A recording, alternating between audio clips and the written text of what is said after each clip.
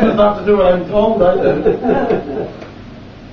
Well, darlings, I am here. And, well, I couldn't do this show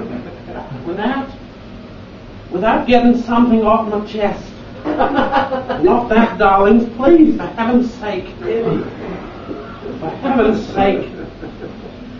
Stop looking for hidden agendas in what I'm saying, darlings. But I found out that Valmay was living quite close. She lives in a place near Bolton. A place called Platt Bridge. A rather scruffy looking place. I thought it was like some Australian wildlife sanctuary. I thought they might have once found platypuses under the bridge, but never turned out like that, darling. So I called her up. I said, Valmay, it's your mother. She said, so what? She said, wasn't that brutal? I said, Valmay, it's your mother, I'd like to see you.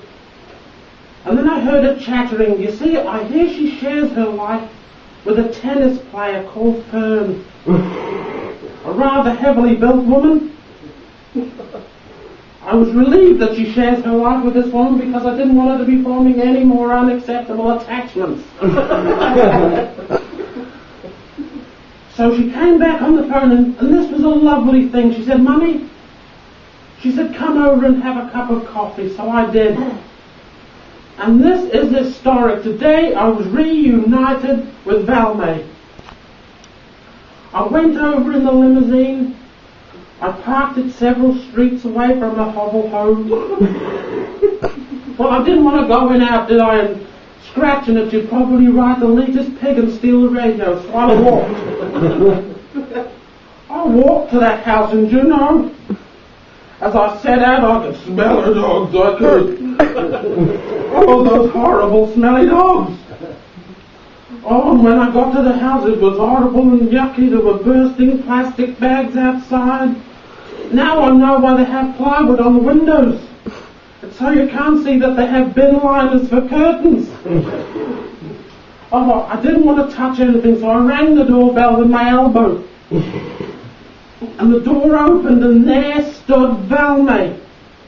Well, I held up my arms as a mother would, hoping she wouldn't fall into them because the metal studs on her leather jacket would have ripped my Versace blouse to shreds. Actually, when she opened the door, the smell was so bad, it was like a punch in the face. Oh, those horrible dogs. I went in, the smell was worse. Oh, we went through to the kitchen. Oh, on the stove. On the stove. There was a saucepan bubbling. Must you know what was in that saucepan? Must you know? Hearts, grey hearts bobbing in full trough. It was the doggy's dinner. I've heard the expression looking like a dog's dinner, but now I'll never use it again. Oh, and there was white dog hair everywhere. If you dropped a chocolate cake, you'd pick up a coconut slice. Oh, and there were dogs all around, sniffing each other's bodies. Back bodies and front bodies. There were dogs sniffing front bodies with noses and sniff back bodies. Oh, it was horrible and yucky, darling.